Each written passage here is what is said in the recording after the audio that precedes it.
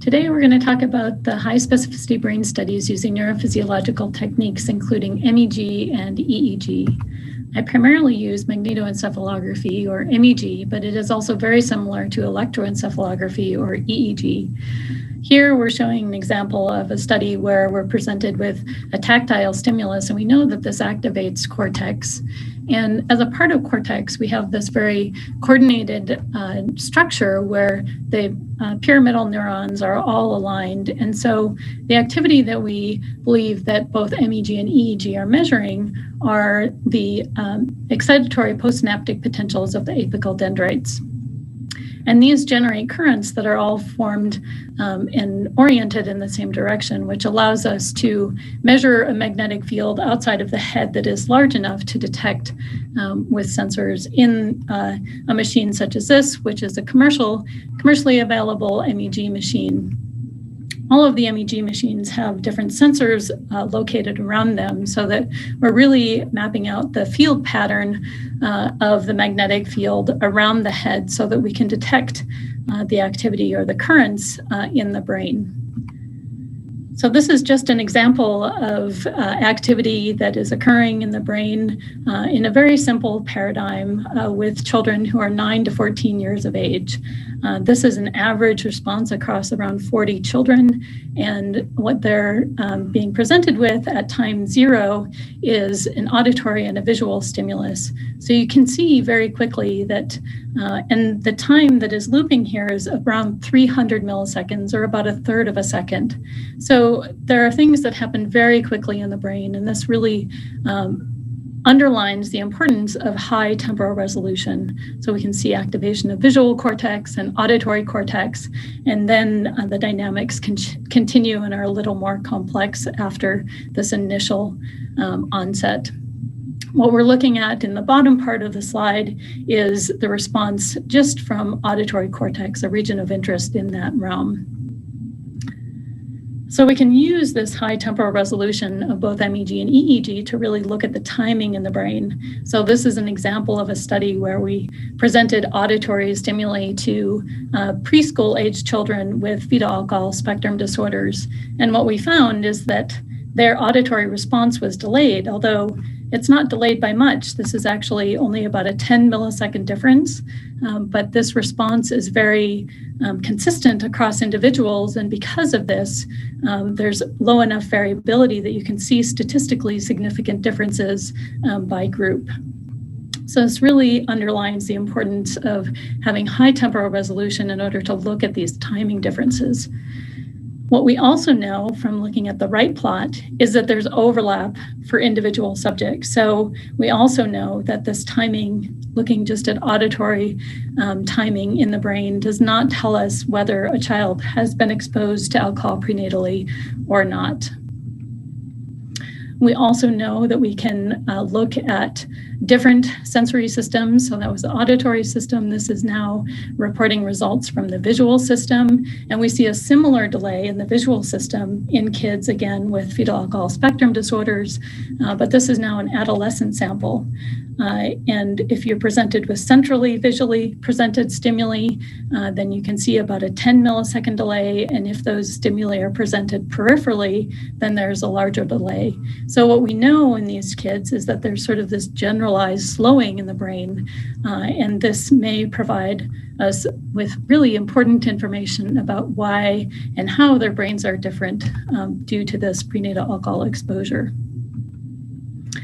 We know that these timing differences are not specific to this particular disorder. So this is work from our colleagues from the Children's Hospital in Philadelphia, where they've been studying the auditory system of kids with autism for a long time now, and also different genetic variants related to this disorder.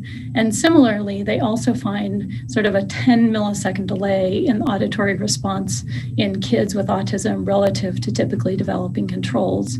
So we also know that just a simple delay is not enough to tell us which type of developmental disorder kids suffer from, but it is important to capture this information.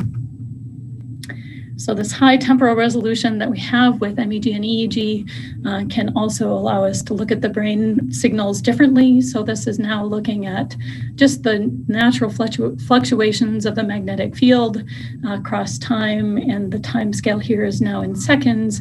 So we're looking at some period of time, and we can do narrow band filtering, and we see that there's these also natural fluctuations in both low frequency signals as well as high frequency signals. And this, we also know from other studies that these fluctuations and these low frequency, different frequency bands actually are related to different behavior. So we know different frequencies have some correspondence with behavior in the brain, but this particular study was actually looking at the interaction between low frequency and high frequency signal. And in particular, the phase of this low frequency signal modulates the amplitude of the high frequency signal, or other words, this is phase amplitude coupling.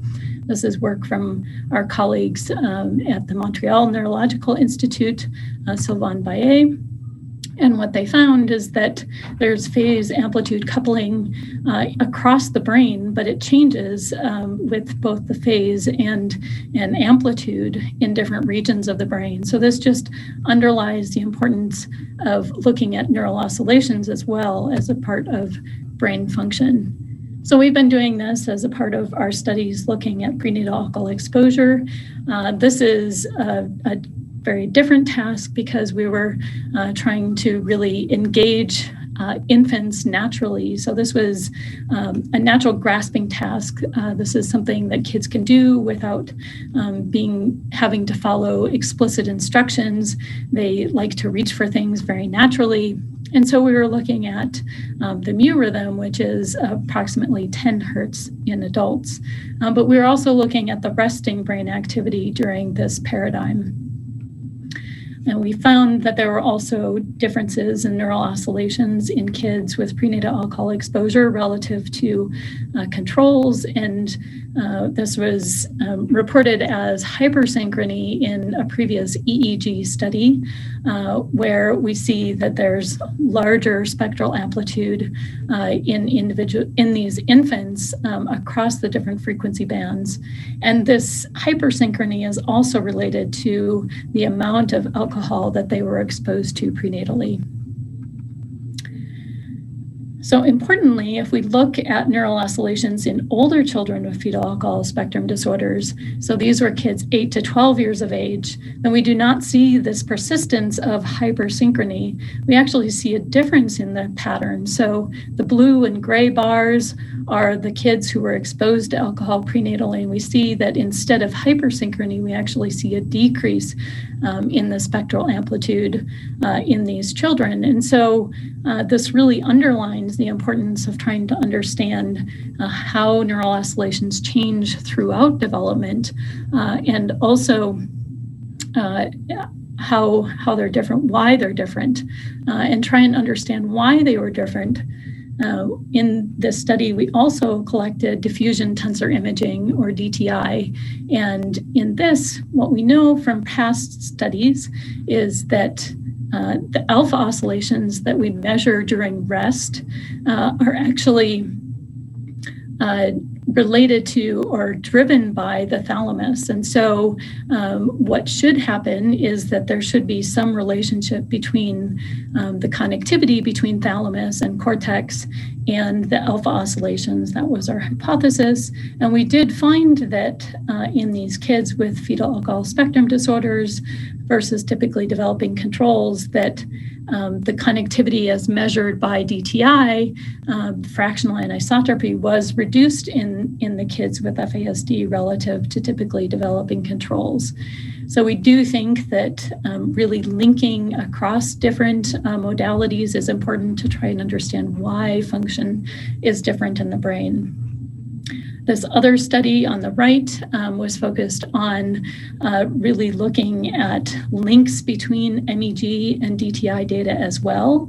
And this joint ICA analysis determined that the amount that the MEG data was linked to the DTI, or the fractional anisotropy measures, was also related to impulsivity.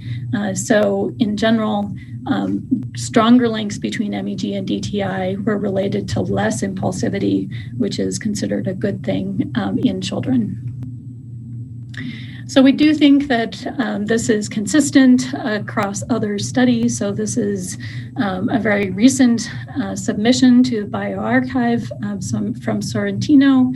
And this was, again, an MEG study and a DTI study. So they looked at the connectivity between different brain regions based on diffusion tensor imaging. And based on those strengths of the connectivity between different regions, they looked at how that was related to how likely it was that two regions were functionally connected based on correlations. And they found, regardless of the atlas that they used, they found this correlation between structural connectivity based on the DTI and the likelihood that these regions were connected functionally. So we do think that this really linking function and structure is important to understand brain function. And the last study that I wanted to focus on was the study that we had published just some number of years ago now, really looking at both functional MRI and MEG. And this was a study in patients with schizophrenia. But the important thing is that we saw quite some differences in the connectivity patterns. So this is a summary of the connectivity patterns that we found between different regions with either fMRI or with MEG. And you can see with MEG that it was more frontal regions that were connected, that there were group differences in frontal regions, whereas with fMRI, it was more posterior or medial. And the importance of this is that there are just a lot of differences that cannot be easily rectified by just linking, forcing the MEG into the MRI data or vice versa. So we really think that it's important to focus on the complementary aspect of these studies and link them together. So for the purposes of this symposium, I really want to focus on what I think are important for the next steps for the field. I do think that we really need to go for true multimodal integration where we can really try and delve into why hemodynamic and neurophysiological measures are different. They are measuring fundamentally different things, and we need to really account for that when we are really trying to link this information together. I think it's important to continue to develop computational methods so that we can really capture the full complexity of our neurophysiological measures. With the fMRI and MEG study that I just mentioned, we actually had to downsample the MEG data considerably in order to really process it equivalently to the fMRI data. However, that means that we're missing that high temporal resolution by downsampling the MEG data. But the current computational methods simply cannot manage really analyzing more than perhaps a minute of resting MEG data. And then I think we also need to continue to improve spatial resolution with high sensitivity dense arrays so we can really get at more information, higher spatial resolution. And finally, I'd like to emphasize the importance of really trying to move to mobile techniques that can really capture activity that is much more relevant to current real life. You know, how do you really interact with an individual without having, getting to practice 10 times or 20 times as we do in current neuroimaging paradigms where we're presented with stimuli multiple times.